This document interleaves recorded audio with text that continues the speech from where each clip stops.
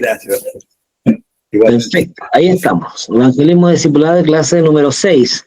Quiero hacer un punto aquí, en esta clase número 6, y nos quedaría a las 7 para poder hacer la evaluación, que la voy a enviar el miércoles también. Esta la envío hoy día mismo, la otra el miércoles, y esa del miércoles tendrá evaluación. Llegaremos hasta la clase solo 7, porque la 8 es sin evaluación. Voy a tratar de refundir, digamos, compilar ambas clases, 7 y 8, que tiene que ver con lo mismo de lo que estamos haciendo ahora, para que también la puedan ver en pantalla después del miércoles o jueves, ¿ya? Y va a tener las preguntas y vamos a tener los 7 test de cada una de las clases. Así es que no vamos a dejar de cumplir con el programa, pero lo vamos a tener. La otra clase no va a ser grabada, sino que va a ser la PPT solamente. ¿Se entiende? PPT. ¿Me explico o no? No sé qué es lo que es PPT. El PowerPoint. La presentación que tenemos aquí. Amén, pastor. Gracias. Ya, perfecto. Vamos entonces a la clase. Bueno, la base bíblica para nuestra clase del día de hoy está en el libro de 2 de Corintios, capítulo 4, versos 3 y 4. Dice: pero si vuestro evangelio está aún encubierto, entre los que se pierden está encubierto, en los cuales el Dios de este siglo cegó el entendimiento de los incrédulos, para que no les resplandezca la luz del evangelio de la gracia de Cristo, el cual es la imagen de Dios. Este texto es muy decidor porque dice aquí el príncipe, el Dios de este siglo, ¿ya? Jesús lo llama príncipe también, el príncipe de este mundo. Hoy día vamos a ver obstáculos al evangelismo del discipulado, identificar y enfrentar los obstáculos externos e internos que impiden el cumplimiento de la gran comisión, culturales, y la indiferencia espiritual, doctrinas falsas, etc. ¿Ya? Esto es un resumen porque usted y yo lo hemos visto esto también de forma, digamos, en análisis de la palabra, cuando estamos siempre escudriñando las escrituras, y ahí nos damos cuenta que pueden haber falsas doctrinas. La clase anterior vimos algo relacionado con el modelo discipular de la iglesia primitiva. Y el modelo discipular, en resumen, decía que que la iglesia primitiva se basaba en la unidad del arrepentimiento y la restauración. Ese modelo no se ha perdido, lo que pasa es que no lo hemos ejecutado tal cual como lo hacía en la primera iglesia. Está orientado a mantener la santidad de la comunidad a través de la comunión, la oración y la enseñanza apostólica. Cuando se presentaban pecados, la disciplina buscaba el arrepentimiento, primera cosa, del infractor, y posteriormente la reconciliación con la iglesia. Por eso habían tantos pasos y era tan necesario hacerlo. Primero, convenirle, ir y exhortarle privado, luego llevar testigos, luego presentarlo a la iglesia. Y ahí nos caímos. Ahí probablemente dejamos de hacer eso. Porque era muy directo, muy malo. Como que le estábamos dañando algo al hermano, provocando, no sé, transgrediendo su intimidad. Pero la Biblia dice, y es clara, decláralo a la iglesia y tenlo como publicano. En el fondo, que tenlo como una persona que no está comprometida. Porque en la primera iglesia, la iglesia primitiva, no existían los que estaban convertidos eran discípulos. No existían miembros de una congregación. ¿Eran discípulos o no eran discípulos? Así es simple. El evangelismo sin discipulado, dice, el evangelismo sin discipulado se ha descrito como una forma de evangelismo incompleto o superficial, que se centra en conseguir conversiones rápidas, pero descuidan la formación y el acompañamiento a largo plazo de un nuevo creyente. A menudo se le compara con plantar una semilla, pero sin regarla ni cuidarla, lo que provoca que la fe de los nuevos conversos se debilite bajo presión, duda o persecución.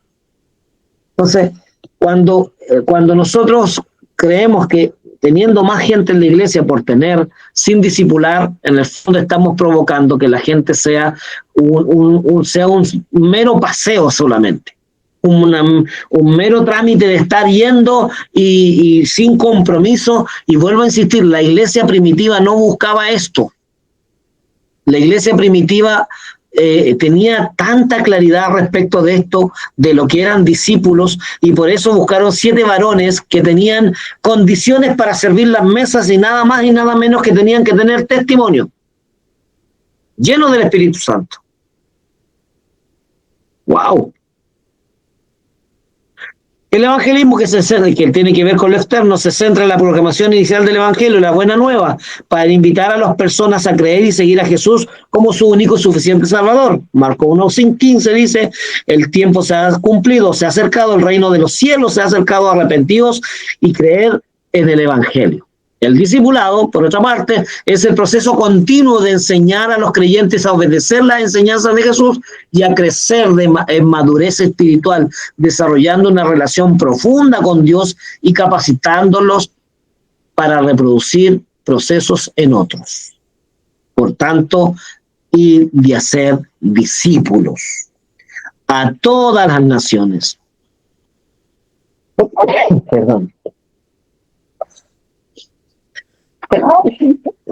Y hacer discípulos a todas las naciones, bautizando en el nombre del Padre, del Hijo y del Espíritu Santo, enseñándoles que guarden todas las cosas que yo he mandado, y aquí yo estaré con vosotros todos los días hasta el fin del mundo. Entonces, este proceso es de la mano. Por eso las campañas evangelísticas millonarias, de una cantidad insospechada de gente que se predicó en los años 80, en los años 60, 70, 80, fue tal la predicación que se llegó a muchos lados. Sin embargo, de ese fruto, ¿de qué podemos decir que quedó de todo ese fruto? Las iglesias cada vez son menos y cada vez tienen menos gente. Pero bendito es el Señor, que hoy día se ha ido dando vuelta ese tremendo error que cometimos, que como iglesias pentecostales nos equivocamos y mantuvimos un crecimiento. Ojo, voy a hacer un análisis aquí como que usted ya también lo debe saber, que nos equivocamos, que creíamos que estábamos creciendo cuando se separaba uno de otro lugar y se iba y buscaba un grupo y hacía su propia iglesia, y creíamos que ahí estábamos creciendo y nos estábamos multiplicando, y nos equivocamos. Entonces, porque también nunca se hizo discipulado. La iglesia, recién estábamos con un pastor que tienen como norma, como Iglesia Alianza, tienen como norma hace muchos años que ningún pastor es pastor si no pasa por el instituto bíblico. Ningún pastor es pastor. Ni uno. Ni por muy buen predicador que sea. Recién estaba hablando con una iglesia formada bajo esa línea. Entonces nosotros hoy día estamos en este plan que no todos están impregnados, pero este pequeño grupo tenemos que ser nosotros los portavoces, debemos ser nosotros la punta del iceberg, la punta de la lanza, para que podamos presentar este modelo firme en nuestras congregaciones, donde nosotros entendemos y hemos entendido que bajo una enseñanza formal, bajo una enseñanza práctica, bajo una enseñanza sistemática, sin duda alguna nuestras iglesias van a tener creyentes discipulados. Y vamos a tener a la larga discípulos. Porque yo me imagino, yo estoy segurísimo que muchas de todas nuestras iglesias, y por no decirlo todas, tenemos gente un tiempo, se nos van y vuelven, vienen otros, y se convierten y se vuelven a ir y vienen otros, y así. Y nuestra iglesia sigue siendo el mismo número o a veces menos. Porque en algo estamos fallando. En algo estamos fallando. El modelo bíblico del evangelismo y discipulado dice Mateo 28:18. Jesús se acercó y les habló diciendo: toda potestad me da en el cielo y la tierra, por tanto, id de hacer discípulos. La didáctica de discipular tenía que ver con enseñándoles. Número 1, transmitir instrucciones. El evangelismo sin discipulado no es evangelismo. 1, 2, guardar enseñándoles que guarden todas las cosas, no solo en la ortodoxia, que significa opinión correcta o coherente o creencia correcta, sino también en la ortopraxia, que significa la acción práctica y conducta correcta. Miren qué interesante es este principio. Qué interesante es este modelo. Mi computador está fallando. Si me pueden poner atención y ver el modelo este. Primero, enseñándoles, luego que guarden, pero en ese guardar tenía que ver con la ortodoxia, ¿cierto? Número 1, que significaba, la ortodoxia, todos sabemos la palabra, la definición, tiene que ver con una opinión correcta. La iglesia que se atribuye la ortodoxia correcta como la iglesia ortodoxa, pero cuando nosotros utilizamos ese término, lo utilizamos como algo correcto, ¿no? Que está bajo una línea correcta. Una correcta ortodoxia del mensaje, de la palabra, del concepto. Pero también está la ortopraxia, que significa una práctica de la ortodoxia. Así como podemos tener una correcta interpretación, una opinión correcta, esto tiene que estar de la mano con una práctica correcta. No puede ser una sin la otra. Por eso es una didáctica discipular. Por eso los discípulos en el libro de Hechos capítulo 2 dice que el pueblo tenía favor de ellos. En el fondo, el pueblo sentía el apoyo de esta nueva nacimiento de una secta, le llamaban al principio, o de una forma de vida, y el pueblo los defendía en cierta manera. Otros eran muy, contrarios porque le cambiaron el modelo. Y la comisión a una unidad, a ser discípulos, mateteu, que significa ser un discípulo es igual a seguir las instrucciones del maestro. Hacer un discípulo significa enseñar e instruir. Debemos ser discípulos y debemos hacer discípulos. Por eso nuestros antepasados se encargaron en lo poquito que sabían en ser, cambiaron de vida. El que era alcohólico nunca más fue alcohólico. Fíjense en esto, el que tenía algún problema reñido con la justicia porque, no sé, hurtaba, robaba en estas zonas, por decirlo de alguna manera, nunca más hizo eso. Tenía que ver con ser un discípulo y luego se transformaron en hacedores de discípulos. ¿Le habrá pasado a ustedes también con los antiguos? Este cambio en nosotros lo hemos visto más sutil en esta época. En nuestro tiempo hemos visto más sutil. Hay que entender, ¿se ha fijado en esa frase? Hay que entender si él es así, hay que entender el hermano. Está de a poquitito cambiando. Está de a poquitito dejando no sé, de hacer muy, muy directo con esto, no tiene que ver con nadie en particular, pero supongamos que nosotros analizamos, está de a poquitito dejando el cigarro. Es como de a poquitito está dejando, no sé, la marihuana. No se escandalice con esto, pero es así se puede ver y entender en algunas partes, más de alguno lo habrá escuchado. ¿Se entiende, cierto? Entonces, la forma antigua, original, no era así. Era tan la conversión que todos traían sus cosas a los pies de los apóstoles. Entonces, el discipulado, el método bíblico de evangelismo discipulado tiene que ver con una conversión real. No un pololeo con Cristo. No es un parentesco con el Señor. Jesús lo plantea en Juan 1:12, a los que creen en mi nombre les he llamado a ser hijos de Dios. Les he dado potestad de ser llamados hijos de Dios. A los que creen en mi nombre. Entonces este modelo es de esa índole. Evangelismo discipulado, aquí hay principios de acciones, verbos, recibir, ir, testificar, proclamar, discipular, bautizar, entrenar. Todos tienen que ver con una misión. recibir del Espíritu Santo, ir al mundo, testificar acerca de Jesús, proclamar las buenas nuevas, discipular a todas las naciones, bautizar a los miembros de la iglesia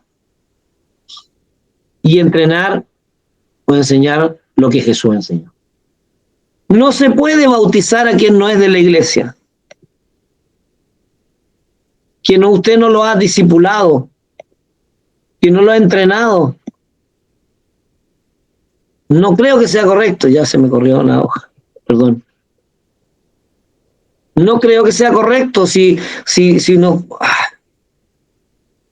ponemos a analizar esto. Miren, perdonen mi computador. Si nos ponemos a analizar esto, el eunuco que estaba leyendo Isaías, va Felipe, el Espíritu Santo ¿cómo decirlo? Lo lleva el Espíritu Santo de forma instantánea, lo traspasa del lugar y va y le enseña el mensaje, y luego el mismo eunuco, ¿qué impedirá que pueda ser bautizado? ¿No era miembro de una iglesia? No, pero recibió el mensaje. Se le enseñó el mensaje para que pudiera recibirlo. Obstáculos internos del evangelismo discipulado. Número 1, pasividad, tibieza espiritual, falta de preparación, falta de unidad, aislamiento social, tolerancia al pecado y un abanico de muchas más cosas que pudiéramos analizar. Pero veamos el texto bíblico. Analicemos las Escrituras.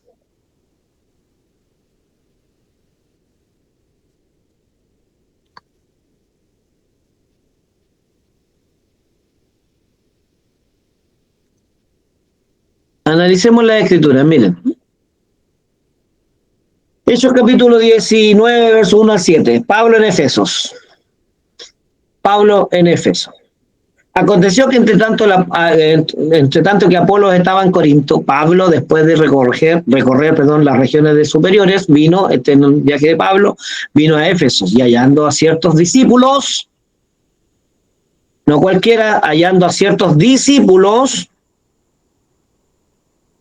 les dijo: ¿recibisteis al Espíritu Santo cuando creíste? Y ellos le dijeron: ni siquiera hemos oído si hay Espíritu Santo. Entonces les dijo: ¿en quién pues fuisteis bautizados? Ellos le dijeron: el bautismo de Juan. Eran discípulos entonces de Juan. Dijo Pablo: Juan bautizó con bautismo de arrepentimiento, diciendo al pueblo que creyese al que vendría después de él, esto es, a Jesús el Cristo. Cuando oyeron esto, fueron bautizados en el nombre del Señor Jesús. Y habiéndoles impuesto las manos, vino sobre ellos el Espíritu Santo, y hablaron en lenguas y profetizaban. Eran por todos unos 12 hombres. Discípulos, 12 hombres. No son los 12 apóstoles. Luego pasó lo que tenía que pasar ahí, hubo una complicación con todo con el entorno, y dice: y entrando Pablo en la sinagoga, habló de nuevo, por espacio de 3 meses, discutiendo y persuadiendo acerca del reino de Dios. Pero endureciéndose algunos y no creyendo, ojo ahí que lo coloca en contraste inmediatamente, y no creyendo, maldiciendo el camino de delante de la multitud. Maldiciendo el camino significa maldiciendo a los que hablan acerca de este camino nuevo de salvación. Se apartó Pablo de ellos y separó a los discípulos. Y discutiendo cada día en la escuela de uno llamado Tirano, así continuó por espacio de 2 años, de manera que todos los que habitaban en Asia, judíos y griegos, oyeron la palabra de Jesús, del Señor Jesús. Entonces, se fijan que en la iglesia primitiva, hasta en los viajes de Pablo, en diferentes lugares, en el Asia Menor, no eran miembros de una iglesia, eran discípulos del Señor. Por eso no podemos nosotros pensar que tenemos muchos miembros, si debemos tener personas comprometidos, discipulados, preparados.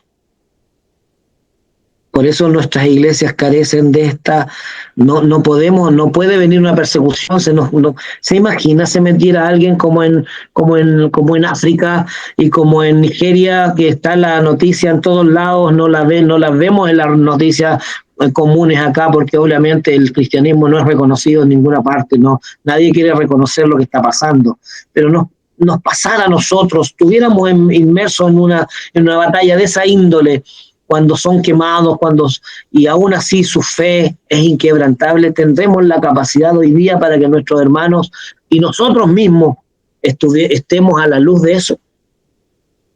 Estemos pasando por esa opresión, ¿estaríamos capacitados? O como dice el apóstol, todavía se nos está dando lechita. Y hacemos eco de los hermanos que hacen ruido y que provocan disensión en la iglesia, y cuando dice la Escritura que si hay alguno que provoca división, el tal no es digno de la iglesia. Pero estamos ahí, que el Señor no puede cambiar. Estamos ahí, no confrontamos. Es más fácil decirle al hermano, si se fuera a una iglesia, véngase a la mía. Aquí le vamos a tratar mejor.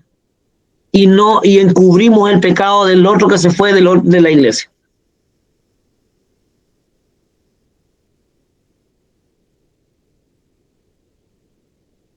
Cuando se van hay casos. Si un pastor no está predicando, yo escuché esto antes, no me gustaba mucho, pero yo ya lo entiendo. Si alguien no está predicando de Cristo en su iglesia, huya de ella. Si alguien está predicando de sí mismo, de prosperidad, de lo que no habla la Escritura, no habla del no negarse, que no habla de que nosotros debemos negarnos, nosotros debemos tomar nuestra cruz, si no se habla de nuestra obediencia, de lo que nosotros debemos someternos a la voluntad del Señor, sino más bien se habla solamente de que somos campeones, somos los mejores de los mejores, y que no nos va a tocar ni un pelo de nuestro cabello, y que somos cabeza y no cola, y que al final vamos a ser amos y señor de la humanidad, y por eso todos quieren ser candidatos a todo hoy día. Eso no dice la Escritura. No somos candidatos a todo. De hecho, somos renegados, rechazados por nuestra fe. Pero esto pasa, los obstáculos internos de la iglesia tienen que ver con la pasividad, por la tibieza espiritual, tiene que ver con la falta de preparación de nosotros mismos como líderes, falta de unidad, aislamiento social. Usted me dirá, entonces tenemos que estar en las papeletas, como dijo un candidato, para poder ser parte de la sociedad. No. Podemos estar en todo. Pero nadie dijo que el Señor nos dijo, el modelo no es que si yo soy candidato y cambio y soy presidente de Chile van a cambiar las leyes. El mundo se tiene que caer a pedazos, porque tiene que venir el Señor a restaurar un mundo que se cae a pedazos. Como los días de Noé será su venida.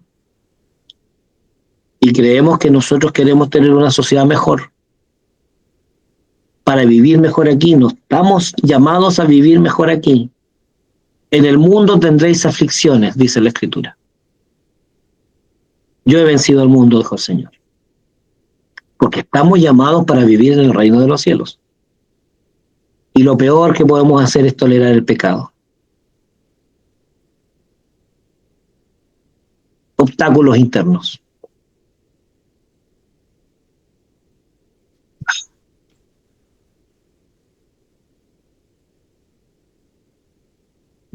Perdone que no, ahí está.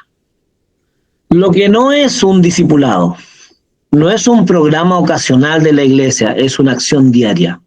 Toma tu cruz cada día y sígueme. No es solo para creyentes nuevos dentro de la congregación y no es solo para el liderazgo de la iglesia. Eso no es un discipulado.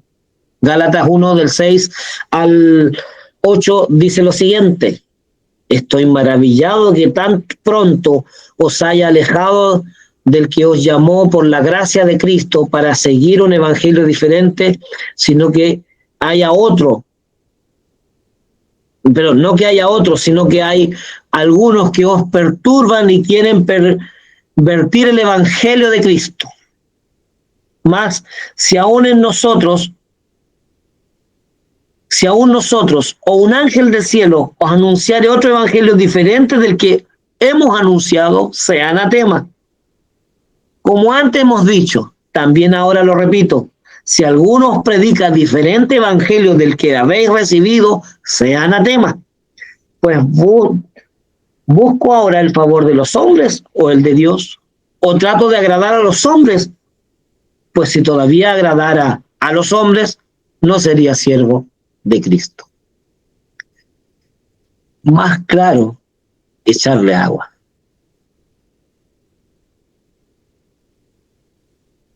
O sea, el apóstol Pablo le habla, y para qué vamos a hacer un análisis del libro de Gálatas, si solamente estamos diciendo aquí con claridad que el evangelio que nosotros debemos predicar es un evangelio el mismo que se predicó. No estoy diciendo con esto que no podemos adaptarnos costumbres que son adaptables, como ya les explicaba en clases anteriores, como el caso del acordeón, el caso de la batería, ese otro punto. No tiene que ver con lo medular, no tiene que ver con los principios.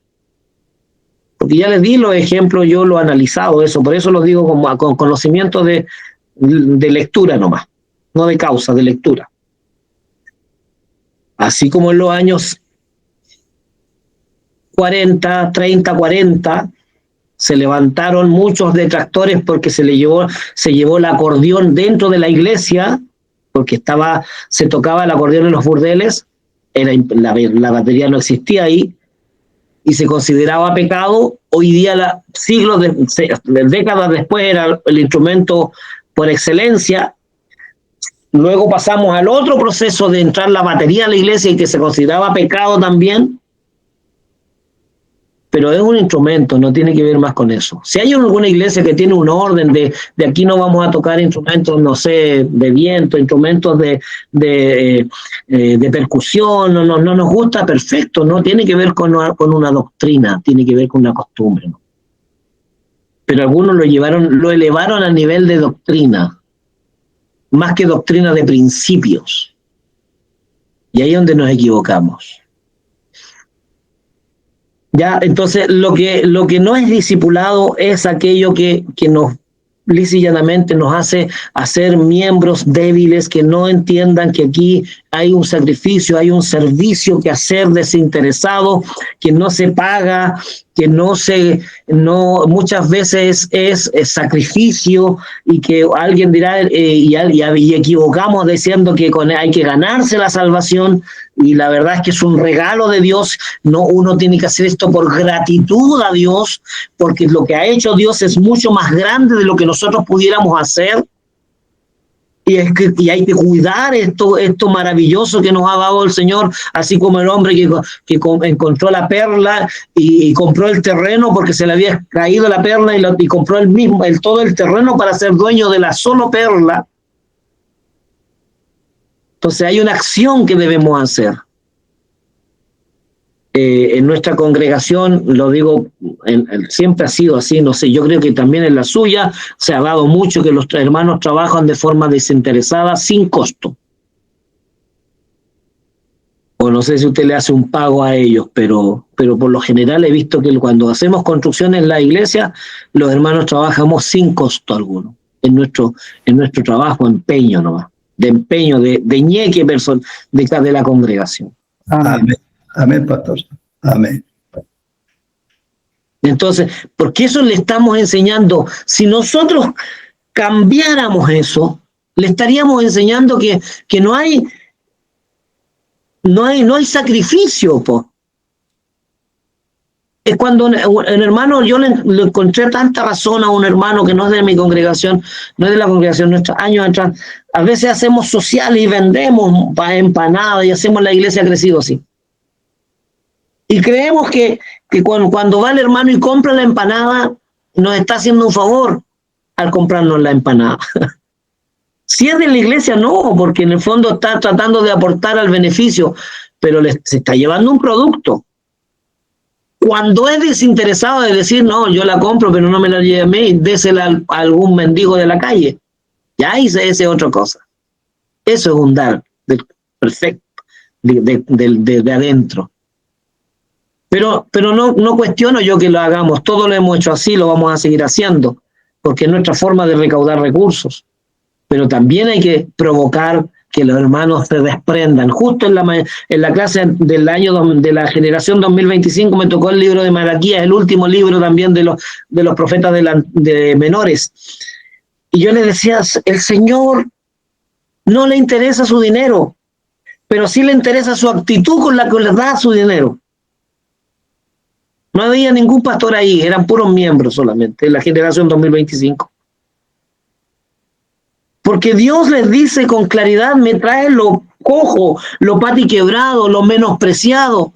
Y ellos dicen, ¿en qué te hemos ofendido? Malaquías. Lea el libro de Malaquías y usted entenderá que no es solo de dinero, sino que le está hablando a ellos con claridad diciéndole, oye, esperen, el Señor le está diciendo, me han hecho desprecio durante siglos y ahora con patudez vienen a decirme en qué te hemos despreciado. Y si lo lleváramos a título personal, diríamos, realmente Dios nos ha hecho tantos beneficios, tanto bien, y más encima nosotros le seguimos reclamando que estamos mal. Entonces, en esta, no sé si clase, lo haré bien o lo haré mal, no lo sé, porque hice esta clase de cierta manera, tomando el programa, a ya 2 clases, pero no sé si lo hago bien o mal, pero lo único que quiero llegar a que entendamos nosotros que estamos liderando, que debemos preparar gente todoterreno. No débil. Y si el hombre está débil, no lo podemos ocupar. Se usa mucho acá en el sur, no sé si lo harán para el norte. Pero mi padre lo usaba mucho y yo copio un poco sus analogías. Cuando el cachito del buey está muy débil, no se puede enyugar. Por 2 razones. Número 1, no tiene la firmeza para sostener el peso del yugo. Y número 2, si le llega a quebrar el yugo, ese buey no sirve para nada, sino para ser muerto nada más, para ser carneado.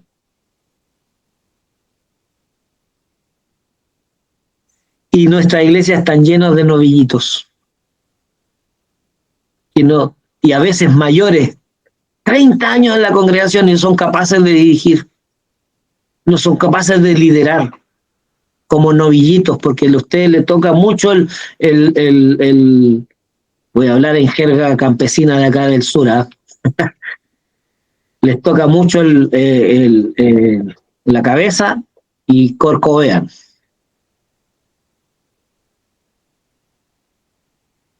Entonces, por eso en eso que lo saben aquí, hermanos, que los pastores de esta zona saben de lo que estoy hablando, en términos, digamos, de analogía y todo, pero saben a lo que me refiero. Amén, pastor. Amén. Porque en el fondo no llegan a ser adultos, y esa gente debe de lograr este crecimiento. Nuestras iglesias carecen de líderes y no podemos nombrar un pastor, no podemos nombrar un líder que se vaya, que pague el precio, porque estamos acostumbrados a nuestro entorno. Y la iglesia para crecer tuvo que salir. No hay otra cosa. Si no hay acción por fe, no podemos ver lo que el Señor les dijo que viera a Abraham, capítulo 15 de Génesis, le dice, sal de tu tienda y ve el cielo y ve el mar, y ve la arena, perdón. Cuéntalas, así será tu descendencia. Pero tenía que salir de su comodidad. Y en ese plan estamos nosotros, debemos salir de nuestra comodidad, de nuestro status quo, de nuestra forma de creer que eso está aquí nomás, aquí me va a salvar el Señor. Si Dios no nos ha mandado a alguna parte, yo no tengo llamado misionero, si Dios me lo dijera, cuestionaría la voz de Dios si fuera así. No lo sé, espero que no. pero estamos preparando iglesias. Nosotros, ustedes nos prepararon a nosotros, aquí hay pastores ancianos, mayores, con hartas décadas de ministerio. Nos prepararon a nosotros, y nosotros hoy día tenemos que tomar esta posta. Y en serio, como dice el pastor Elogio, en serio. Eso quiere decir con mucha convicción. Por eso, con convicción, no puede ser a medias. ¿Qué es un discipulado? Para la iglesia primitiva, un discipulado era considerado como un seguidor de Cristo, un discípulo.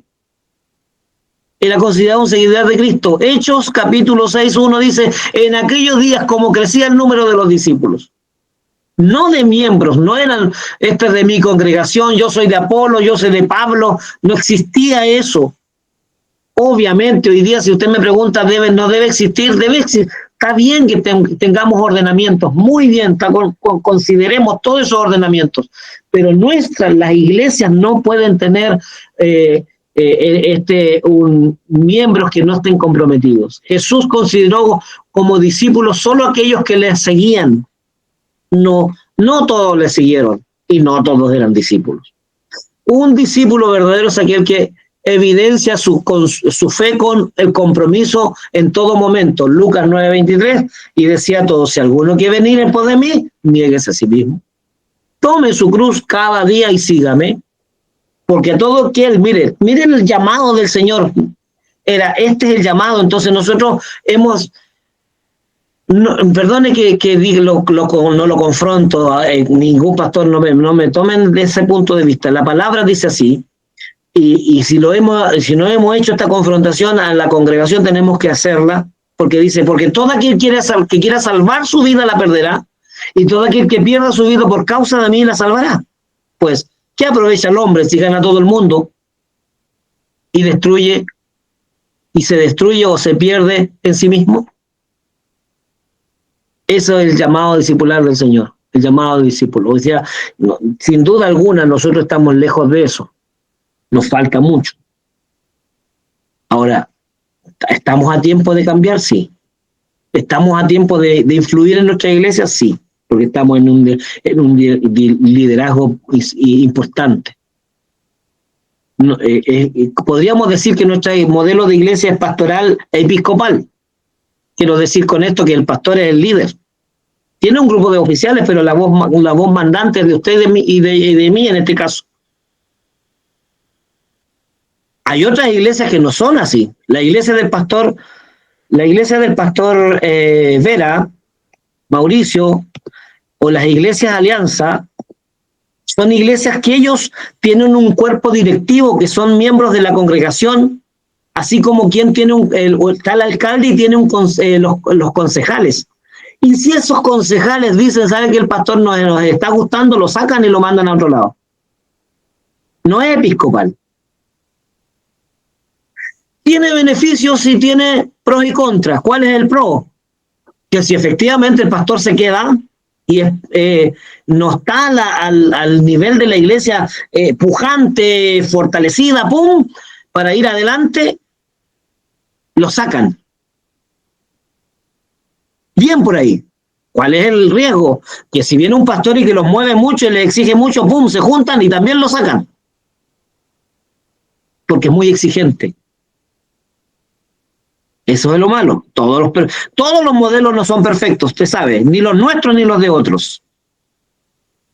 Pero nuestro modelo, que es episcopal, tiene un beneficio grande, que si nosotros fuéramos más pujantes, la iglesia nos seguiría. Porque la iglesia nos respeta. La iglesia nos ama. La iglesia, si está el pastor, perdóneme, pastor Eulogio, aquí que lo cite, con los años que tiene y está pujante ahí, metiéndole bueno, la iglesia va a seguir haciendo eso y necesita ir un líder que esté ahí pujante y a un nivel más grande todavía. Tenemos ese beneficio. Ocupemos ese beneficio que Dios nos ha dado. Características personales de un discípulo. Está ligado a Cristo por medio de su palabra. es alguien que produce fruto, es alguien que responde a Dios y obedece, es alguien que vive su fe con gozo y es alguien que ama a Cristo, de acuerdo a Juan capítulo 15, verso 7. Si permanecéis en mí y mis palabras permanecen en vosotros, pedid todo lo que queráis y os será hecho. Hay una garantía ahí. En esto es glorificado mi Padre, que llevéis fruto, o llevéis mucho fruto, y seáis así mis discípulos. O sea, el fruto es señal de que somos discípulos del Señor. Como el Padre me ama, me ha amado, así también yo le he amado. Permaneced en mi amor. Si guardáis mis mandamientos, permaneced en mi amor. Así como yo he guardado los mandamientos de mi Padre y permanezco en su amor. Estas cosas os he hablado para que mi gozo esté en vosotros y vuestro gozo sea cumplido. Este es mi mandamiento, que os améis unos a otros como yo os he amado. Nadie tiene mayor amor que este, que uno ponga su vida por sus amigos. Estas características no podemos despreciarlas para nosotros ver si una persona ama al Señor y es discípulo del Señor. O tal vez se ama a sí mismo. O tal vez ama su dinero y con eso cree que está aportando harto a la iglesia, entonces es bien aportador y uno cree que con eso el hermano está comprometido. Ni el dinero, ni el mucho dinero, ni el poco dinero es compromiso. Tiene que ver con una actitud del corazón, como se las decía a los hermanos de la generación 2025. Porque Dios, el ejemplo está en la Biblia. Vio una viuda pobre que dio todo lo que tenía, 2 blanquitas, que era inmensamente menor, mínimamente menor que aquellos que daban lo que era en grandes cantidades, pero aún así era lo que les sobraba.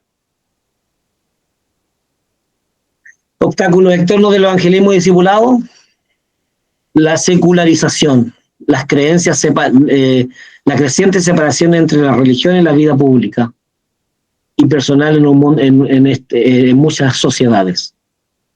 Nosotros nos apartamos del mundo, en el fondo. Nos apartamos en nuestra forma social. No es que compartamos con el mundo. Las cosas del mundo no las compartimos. Pero desde el aspecto social sí podemos decir muchas cosas. Sí lo podemos decir. Tenemos garantía de que sí, que es efectivo el trabajo de la iglesia en el mundo secular. Los centros de rehabilitación cristianos de droga y alcohol son los más efectivos que hay en la sociedad chilena, reconocidos a nivel de las instituciones públicas. Porque tenemos algo que decir y tenemos la verdad y tenemos el poder tenemos, entre comillas, póngame eso, tenemos el poder para decirle a la persona cuál es el camino al cambio. Tenemos la efectividad, los porcentajes de efectividad más altos en las cárceles como iglesia, como sociedad, pero no hemos separado de este mundo secular. ¿Ya? Número 1. Número 2, tenemos indiferencia religiosa, una falta de interés generalizado de los asuntos religiosos en la sociedad. Ahí me dirá que entonces hay que estar en política. No quiero decir eso, pero hay que estar en todos los ámbitos de la sociedad, pero que la sociedad no nos influya a nosotros. Nosotros debemos influir en la sociedad. Si hay personas haciendo religión que no son cristianos en los colegios, hay personas, y yo lo sé porque aquí en Angol sucede, haciendo religión evangélica a un católico, porque no hay ningún cristiano preparado para hacerlo.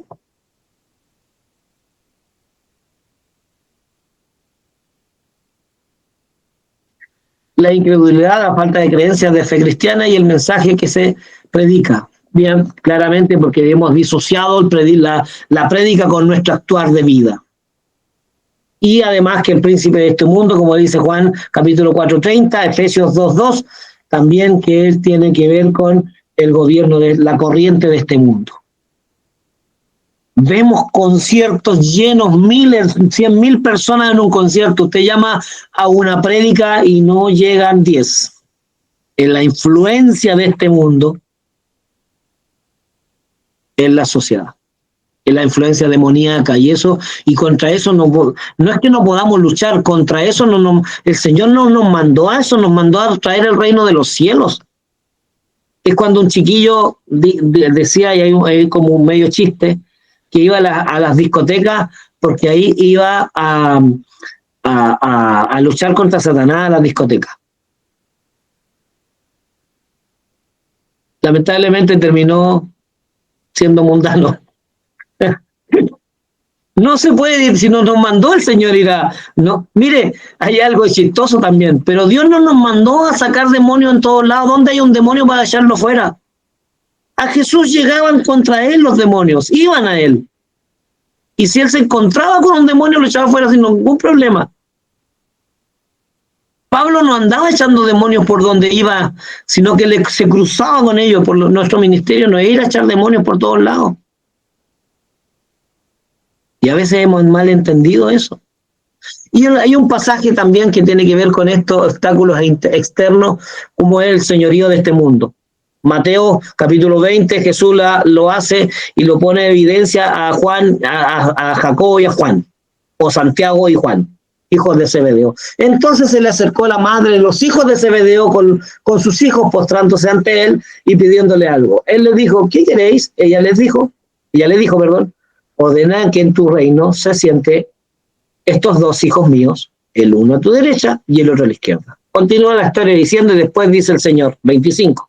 Entonces Jesús respondiendo le dije, ¿sabéis que los gobernantes de las naciones se enseñorean de ellas y los que son grandes ejercen sobre ellas potestad? Así funcionan los gobiernos. No hay gobierno que no tenga este modelo de ejercicio, sea de derecha o sea de izquierda. Por eso cuando nosotros votamos, no votamos porque el candidato me va a hacer este beneficio, me va a dar este beneficio o este no. Votamos porque está más cercano a los principios bíblicos nomás, o a las moralidades que nosotros, a los sistemas morales que nosotros también profesamos. Pero un candidato de izquierda o de derecha le va a defraudar igual a usted y a mí y a cualquier cristiano. Lo que no podemos hacer nosotros es votar como mundanos. Hay que escucharlo.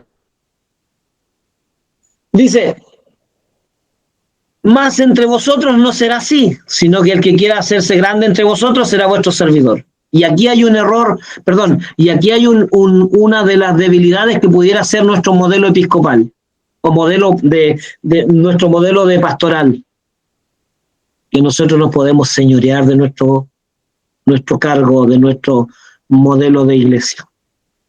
Como la gente nos sigue, nos ama, nos apoya, nos beneficia, nos da un cierto, muchas veces una ofrenda, una canasta, lo que sea. Yo he vivido todas esas cosas en estos últimos años. Y las he disfrutado y he honrado al Señor y con temor lo he tratado de recibir, que no perdamos nunca ese temor de que este es un regalo del Señor. Y dice, y el que se quiera ser primero entre vosotros será vuestro siervo. Como el Hijo del Hombre no vino para ser servido, sino para servir y para dar su vida en rescate por muchos. Vivimos en un mundo contrario a la palabra, vivimos en un mundo señoreado por un príncipe. Por lo tanto, nuestra ciudadanía no es de aquí. Y aunque queramos tener gobernantes cristianos, les aseguro que van a pisar el palito, decimos por acá. Van a pisar el palito para o caer en la fortuna, o caer en la fama, o caer en algún desliz con el matrimonio, porque esas son las debilidades que van a caer, que están propensos a los señoríos. Y se me acabó la clase, perdón. Y esa es la clase del día de hoy. Consulta, duda, algo que pueda aportar, algo que ustedes puedan aportar, porque yo también soy nuevo en esto en cuanto a ministerio pastoral.